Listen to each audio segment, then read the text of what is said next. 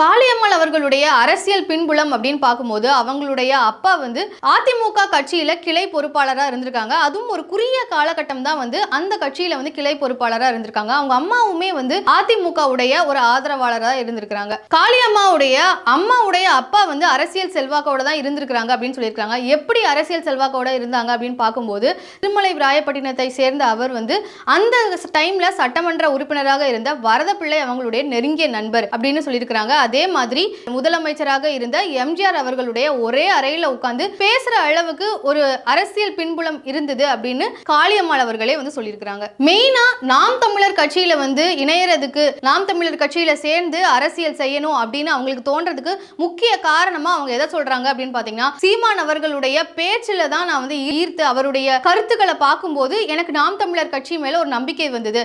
அந்த ஒரு காரணத்தினால தான் நான் நாம் தமிழர் கட்சியோட இணைந்து நான் பயணிக்கணும்னு நினைச்சேன்.